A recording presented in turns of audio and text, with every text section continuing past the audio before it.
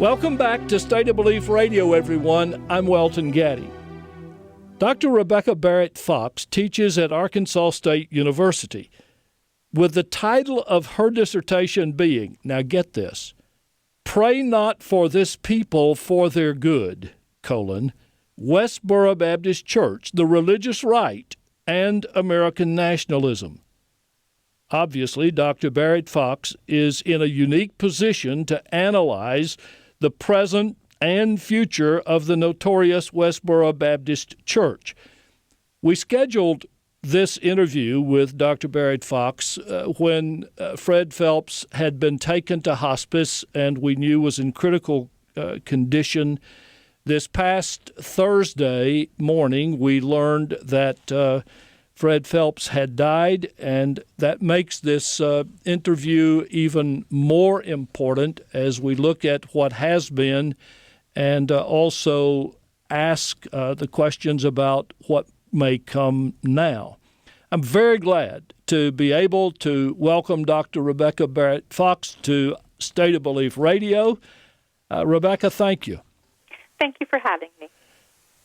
I've got to ask first, what in the world drew you to study Westboro? It's a great question.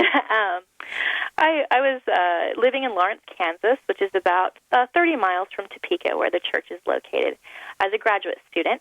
And I had interest in religion and studying religion, and I also spent a lot of time previous to this doing field research in various churches, just in some ways as a hobby. I was really interested in religious variety and religious conservatism. I had been in college leading up to Y2K and was doing a lot of research on rural churches and concerns about Y2K, and we kind of laugh at them now, but a lot of churches at that time were preaching, kind of apocalyptic messages. Right. And so I was pretty comfortable in conservative churches and with the language of conservative churches as a scholar. And I thought, boy, I've seen Westboro Baptist Church on television, and I'd seen them in person in particular because they picket around Kansas frequently. And I thought, I can't live so close and not visit the church. And so I very naively decided to go and visit the church, and I say naively because I thought, well, I'll just blend in, I'll just sit in the back and nobody will notice me. And, of course, that's not the case. It's a small congregation. Just even visually, all the women have uncut hair and wear head coverings during the church service, so it was clear, that I didn't belong there. And so I had seen them on the picket line, and, they're so abrasive and confrontational, and the language is so shocking. But I thought, surely that won't be what it's like in church, because why spiritually would you come back Sunday after Sunday to hear this same message? And in that first sermon, I was really struck that it was the same intensity. And what I didn't know at the time was this is a preaching, I'll say preaching logic and themes that are really central to hyper-Calvinism. And so the services would start out with a prayer, something like, Dear God, thank you that we're inside this church, like we're not like those people outside of those church who are going to hell, but here inside this church we have a hope for going to heaven. And just perpetually reinforcing this insider-outsider boundary. And I was really struck by the intensity of feelings in those church services. There was lots of children, all of whom were attentive. There's a lot of loving interaction, though, between parents and children. You didn't hear any kids, outside getting spanked or anything like that. And everyone was really focused on the sermon and attuned to what was going on. And I thought I could understand why a person wants to be here. Because if you're in this group, if you're on the inside and you get the jokes and, you're fluent in the language of this type of service, it would feel very affirming because you're perpetually told that this is the safe place to be. So I could understand why people wanted to be there. So I would continue to go back just for observation, and then realize that this is what I'd wanted to do my doctoral work on. And then so that began in 2004. And then in the middle, my casual observations did. And then in the middle of my work, they began picketing funerals of military funerals. Right. And so they had been doing funerals related to sexuality for a while. But once they started picketing military funerals, we saw a much stronger national response. And so I was really also interested in why communities respond to certain kinds of pickets in some ways, and why we started getting laws regulating pickets at funerals once they started picking military funerals, those kind of questions. And so that kept my interest, and eventually I ended up doing 6 months of very intense study there. Did they, Rebecca, that was what I was going to ask you, did the people in Westboro cooperate with you? They did. Of course, as a researcher, I have to have all kinds of forms for them to fill out, Sure. and to make sure that my position is clear, so they knew what I was doing, and they had no problem signing those forms. And they were very, very willing to talk with me and to include me in most kinds of church activities. So on Sunday mornings, for example, when other churches would typically be having Sunday school, they're out picketing at other churches. Then they have their service. Then there'd be maybe a potluck or a practice singing or something like that, or a Bible study, and I would engage in those things. You heard Fred Phelps then several times, and I'm really curious as to what you said earlier. Did every time you hear him, you get those themes of hatred and rejection and condemnation of what's going on? Yeah, I mean, I think that there was one sermon that I didn't think that was the main point. Out of, just dozens and dozens of sermons that I've heard. And so it really is pretty consistently a message of circling the wagons, rallying the troops, that this group belongs together and people outside of this group are hopeless. And really monitoring outside groups' attacks on this group. What did you conclude? I'm sorry, I keep interrupting, but I got all these things on my mind. What did you conclude about how nationalism intersected with this kind of religious zealotry? Sure, I think that's the bigger lesson from Westboro Baptist Church. On their own, they're interesting, but they look like such an anomaly. We might even say, well, in a generation or, in 100 years, they're not going to probably be here, so why study them? But what's really interesting is what they tell us about us and our responses to them. And I found that very compelling. One of the, I think, most interesting findings I found was that Westboro Baptist certainly gave us a new way of caricaturizing people who are against gay rights. But they also served as kind of a radical flank, this radical right-wing group on the spectrum of anti-gay feelings. They're so radical that they kind of push everybody else to looking a little bit normal. And so you saw this in Topeka. When when the city would face, for example, an effort to extend gay rights in the city, there would be three sets of protesters outside City Hall: people who supported the expansion of gay rights, Westboro Baptist Church, and people who didn't support the expansion of gay rights, but were quick to say, but we're not Westboro Baptist Church. But we're not we're the reasonable people who don't support gay rights. Yeah. And so they can look more reasonable. And then I think the data really supports this. At one point, one of the church members, J.L. Phelps, ran for city council, and she was also running for city council, was an openly gay woman who had previously been appointed to city council when an empty seat had come up, but now was running as the first openly gay person to run for city council. And J.L. was very clear. She said people in Topeka don't want to vote for somebody who's openly gay. They'd rather vote for me. And why J.L. didn't win, and she didn't win more votes than this other woman, she won more than 200 votes, which is way more than people in the church. So I think they were right to note that there is very much an undercurrent against gay rights. And so when we talk about why we don't like Westboro Baptist Church, when people react to Westboro Baptist Church, they're not reacting to the anti-gay part of it. Now, some people are, and I think that more people are than used to. But it was when they started the military picketing that's when we saw efforts at both national and many more states trying to regulate funeral picketing. And what was the issue at Westboro that pushed them into the protests and demonstrations about military personnel?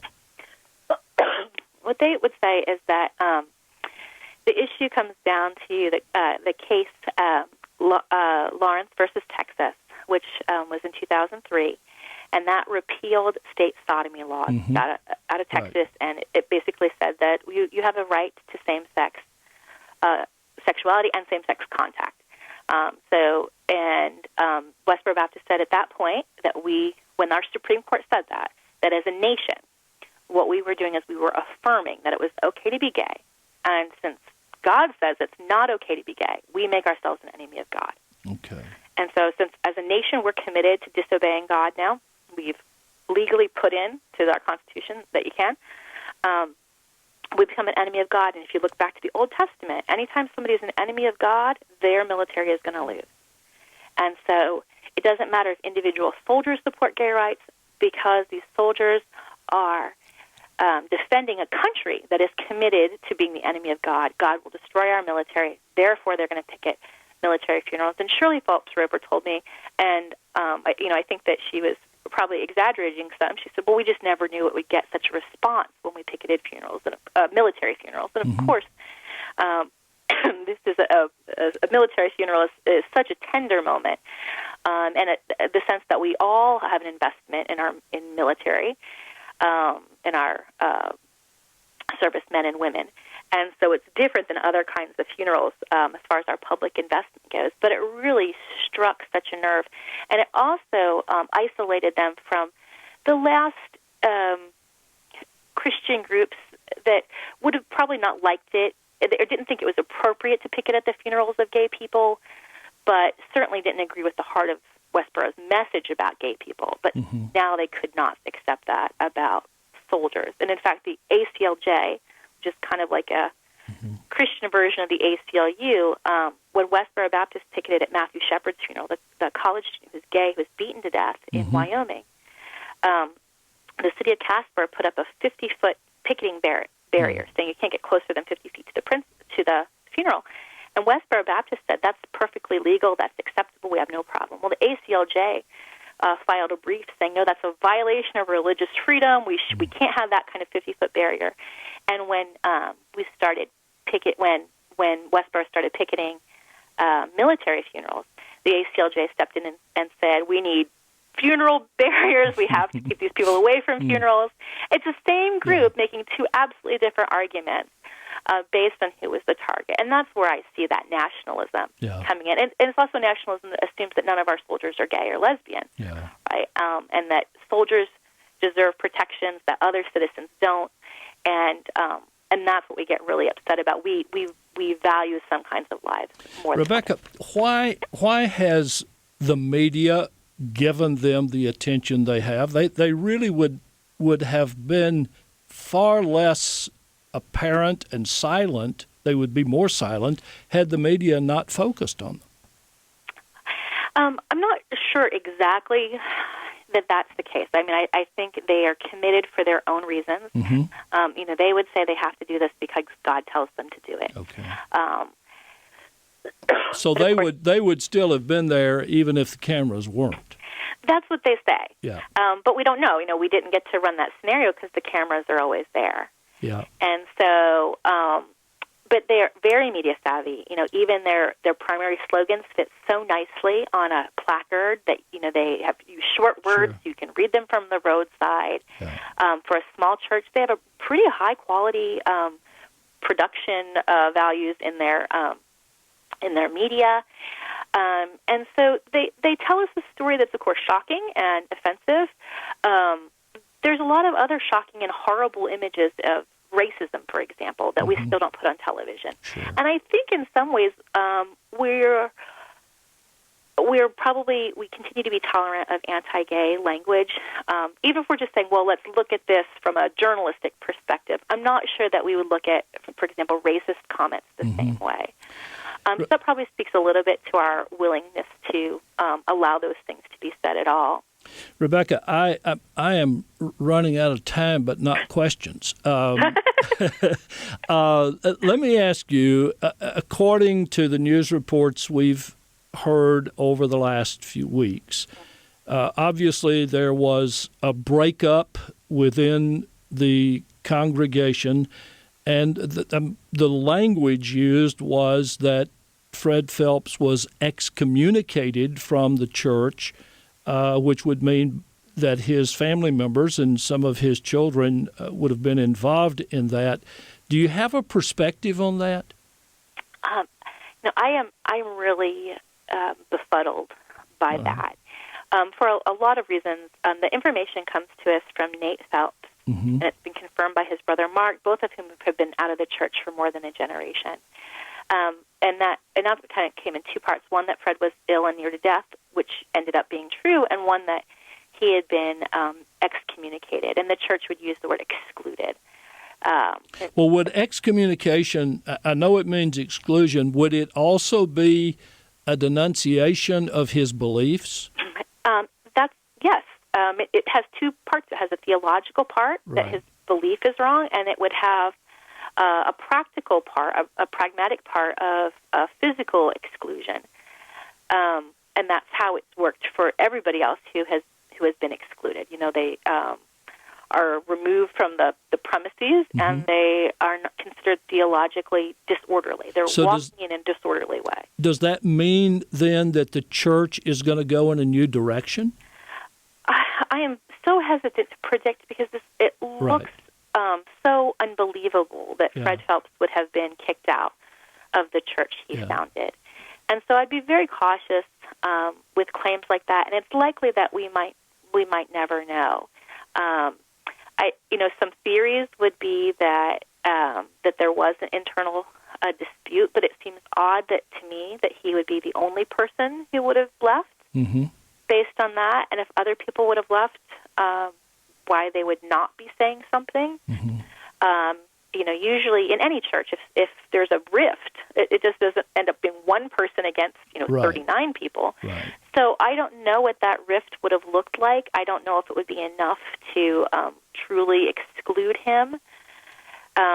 It does seem that it's hard to imagine what the church would do next tactically anyway. Once they went after soldiers, which is such a tender spot, of course they, victims of national disaster and violence, they have anti-Jewish picketing that they do now.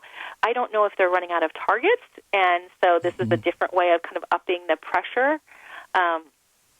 The rumor is that they have moved to a board of elders that's all male. This has been a church that, like many churches, is led by men, but really the work, or much of the work, I don't think, in Westboro Baptist Church, I think everybody worked, otherwise you weren't part of the church, but that included the women. So that would be a real shift in perspective there. And there is a sense, too, these are large families. Many families have 8, 9, 10 children. But if half your children leave, you still have 5 children who stay, let's say. 5 leave. There's still a lot who stay, but it's a lot who leave, too. And I don't know if there's some kind of tipping point at which you say, it's just too hard to watch so many people I love walk away. Rebecca, I've got to ask you just one more, and then I've got to quit. Okay. But obviously, I'm very interested in this, and I want people to understand, what do I need to know that I haven't asked you? People leave Westboro Baptist Church. In fact, Fred Phelps Sr. had 13 children. 9 of them remain in the church. But almost all of those 9 left the church at some point and then came back. When we see Westboro Baptist members, if you see them on the street, we don't know what they're thinking about, why they're choosing to be there. I once witnessed maybe a 14-year-old girl from the church really getting harassed at a gay pride parade by some college-age boys who were just ridiculing her. They are asking questions, and if you want to extend grace and kindness to them, you should let them ask those questions. Because that's how people grow, that's how people change, is by asking those questions and leaving those doors open. It's hard to leave this church because you'll be leaving everything you know, your identity, and you've made huge sacrifices to be there. So if you change your mind, you have to be able to walk into something that's safe and welcoming. Dr. Rebecca Barrett-Fox is visiting professor at Arkansas State University. Her dissertation is titled, Pray Not for These People for Their Good, Westboro Baptist Church, the Religious Right, and American Nationalism. Dr. Barrett-Fox, you have been really patient with my questions, and you have done a great job in informing us about that congregation. I appreciate so much your being with us today on State of Belief Radio. I'm happy to be here.